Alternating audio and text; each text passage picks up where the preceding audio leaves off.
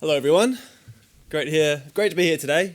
First time for me in Redditch, and thank you to Tim for once again the invite today to continue the relationship with SBA and to be here for the 103rd conference. So I've got the pleasure of being the final act today, so I'm sure those of you who are still conscious, and there's been a lot of information to absorb today, a lot of value, not kind of second thinking the bar in about 20 minutes or so. Probably picked up on a bit of an accent of mine, and Tibetan one, so I'm known at SBR Consulting as the Kiwi. So there you go. So it's not as prominent now. I've been living in the UK for just almost 10 years now. So just after my sales career kicked off, I started from door-to-door sales, progressed up through to enterprise deals, building teams and motivating teams. And my passion then linked quite a lot to the psychology of sales and, that communication aspect and really, steering a lot from performance coaching and also neurolinguistic programming just pre-pandemic. So that links quite nicely into today. We've just got a short section on incentives and motivation, I feel, and just as we're hearing over the last couple of acts, how really important that is at the moment. Talent attraction, retention is becoming a major issue and a real concern for many, many firms.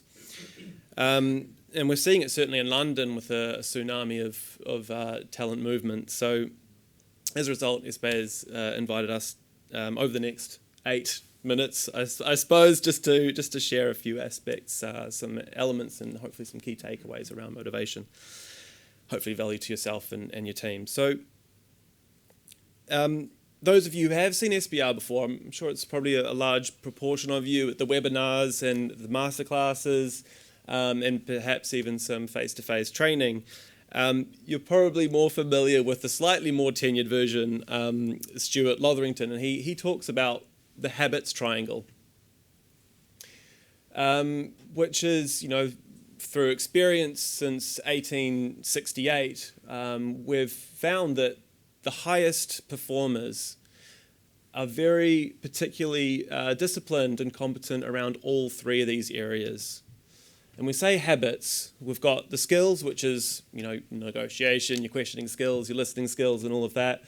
On the other side is systems, and we refer to that as the way we self-manage or stay productive and get the most out of each day.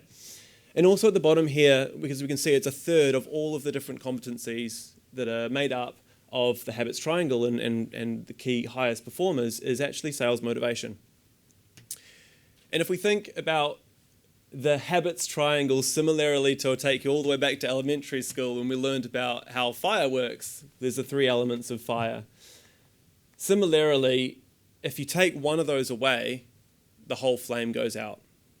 Hence the real importance to talk today about motivation.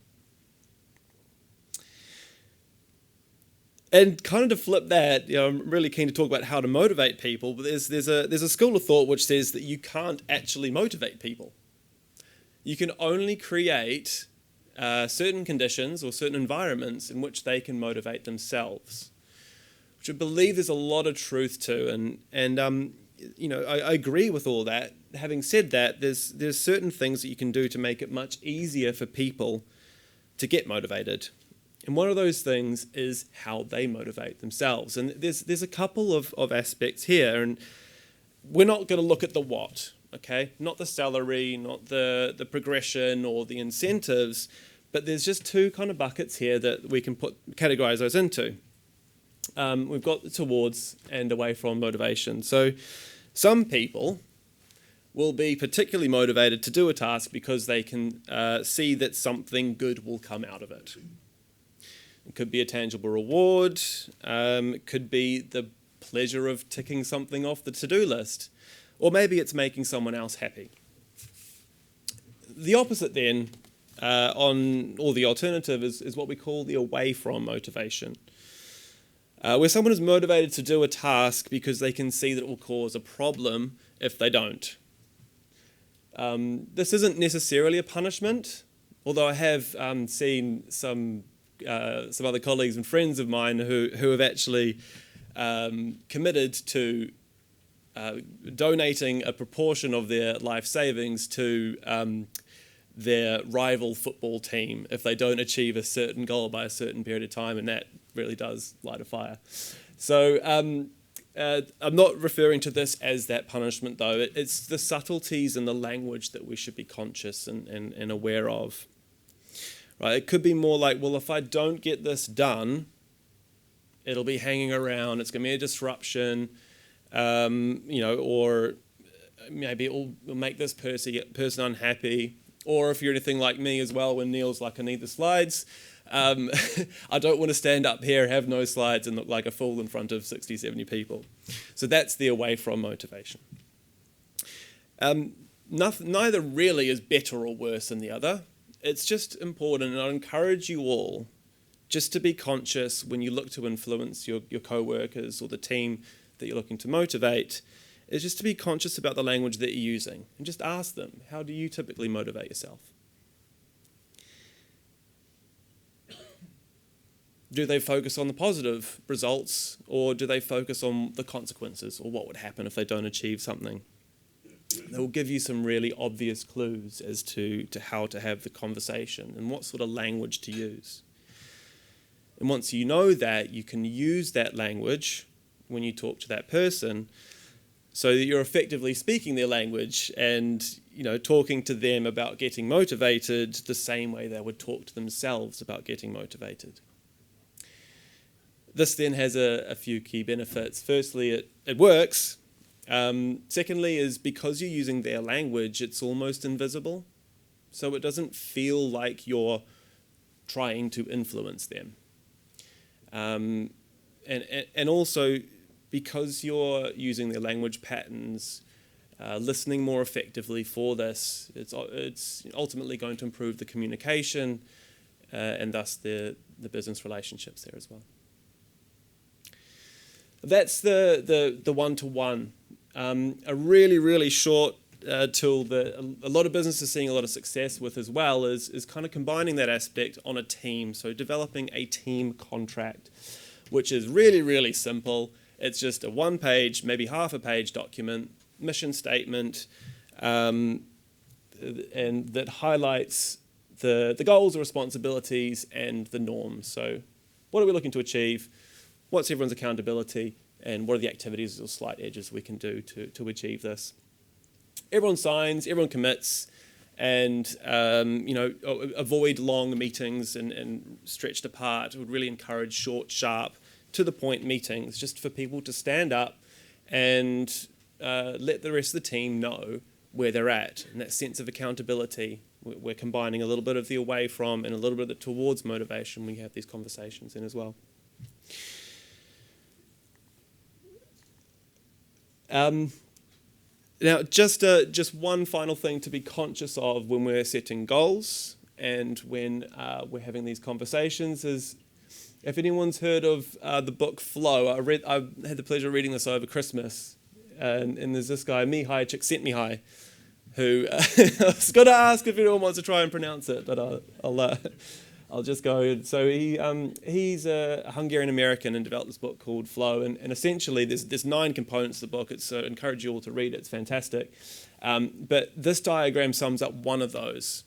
We just need to be conscious that when we're setting these goals and having these coaching conversations with our co-workers, that when we operate in engagement, was one of the words I heard today. Really important to have a team full of engagement, and this is where this line is on flow. If the difficulty is too high compared to the competency level, then there's that place of anxiety. And if there's too much ability and not enough challenge, then people can fall into the boredom trap. This is Mihai, by the way. And really just wanted to bring that just to a conscious. Like, let's try. It's also been talked about with comfort zones, right? We've got the comfort zone. We stretch the comfort zone where it's a little bit of a challenge, but avoid that panic zone. It creates that anxiety. So really, bit of a summary: clarity on goals, the individual and the team. Consistent feedback, It's one of the words that Mihai uses in the book. Short meetings and stand up to have that level of accountability. And also the challenges match the skills. If you're interested in more goal setting, the one and the only Mr. Stuart Lotherington has done a really, really fantastic webinar earlier this month. And he discusses effective goal setting, which there is a link on the website. Come talk to me. I've got business cards as well if you want to access that. I'd encourage you all to see that. And also, we've got the Masterclass with Principal Consultant Jason Walkingshaw. He's going to be talking about account management, account tiering, account planning, mapping, and getting the most out of the accounts. And hopefully, it'd be great to link in some of these motivational towards and away from conversations when structuring those. Just to clear up, we've got a date now. It is the 16th. That's Wednesday, the 16th of February, 9 till 11. 9 to 11. Absolutely. I just got the message from Jason just before I was coming up. So great. That's me. Thanks all.